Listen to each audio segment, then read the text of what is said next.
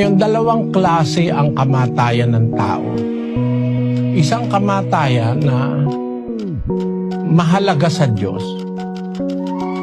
Isang kamatayan na walang kaluguran ang Diyos. Basahin natin ang awit 116:15. Mahalaga sa paningin ng Panginoon ang kamatayan ng kaniyang mga banal. Yung palang mga taong banal sa Diyos, mahalaga sa Diyos yung kamatayan nun. Pero meron namang mga taong pag namatay, hindi natutuwa ang Diyos. Basahin natin ang 33:11 ng Ezekiel. Sabihin mo sa kanila, buhay ako, sabi ng Panginoong Diyos. Wala akong kasayahan sa kamatayan ng masama, kundi Wala ang masama. wika akong kasayahan sa kamatayan ng masama.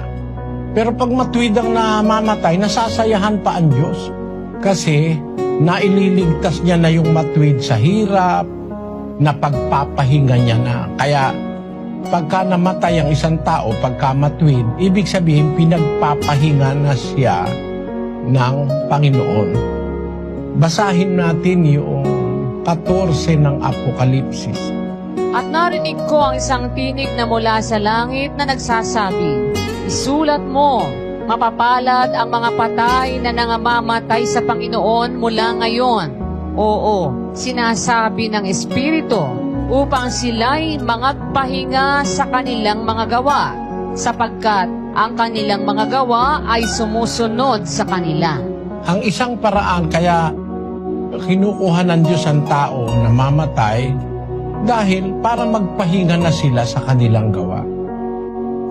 Kaya iyon dapat nating ihanda ang ating sarili pagdating doon sa mga panahon na meron ng sakit na ikamamatay ang isang matanda na, maaaring yun na ang paraan para kuhanin siya ng Diyos.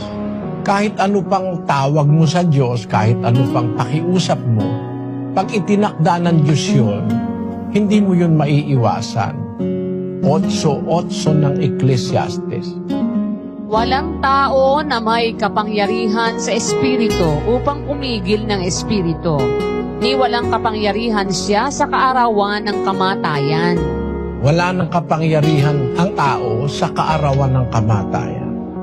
Mismong yung taong mamamatay, wala na siyang magagawa. Kasi yung kamatayan, takda ng Diyos yun. 9:27 ng Hebreo. At kung paanong itinakda sa mga tao ang mamatay na minsan at pagkatapos nito ay ang paghuhukom. Takda ng Diyos yun, palatandaan yun na maghuhukom ang Diyos, hindi tayo makakatakas. Gaya ng hindi natin matatakasan ng kamatayan, hindi rin natin matatakasan ang paghuhukom. Kaya ngayon pa lang dapat na tayong maglingkod sa Diyos, sumunod, bago tayo mamatay. Dahil sa ayaw natin sa gusto, dadating din tayo doon. Kahit bata na mamatay. Kahit hindi pa ipinanganganak na mamatay na sa tiyan. Matanda na mamatay. Malakas na mamatay. May kapangyarihan, presidente na mamatay. Takda kasi ng Diyos yun. Para tayo magtiwala na makapangyarihan ng Diyos na hindi natin siya pwedeng labanan. Basahin natin ang 32:39 ng Deuteronomio. Tingnan ninyo ngayon na ako, sa makatwid bagay ako nga, at walang Diyos sa akin. Ako'y pumapatay at ako ang bumubuhay. Ako'y sumusugat at ako'y nagpapagaling, at walang makaliligtas sa aking kamay. Kaya walang pwedeng makaligtas sa kamay ng Diyos. Ang magagawa mo lang manalangin sa Diyos. Pagka kinaawaan siya ng Diyos at hindi pa talagang nakatakda, gagaling yung kahit mabigat ang sakit.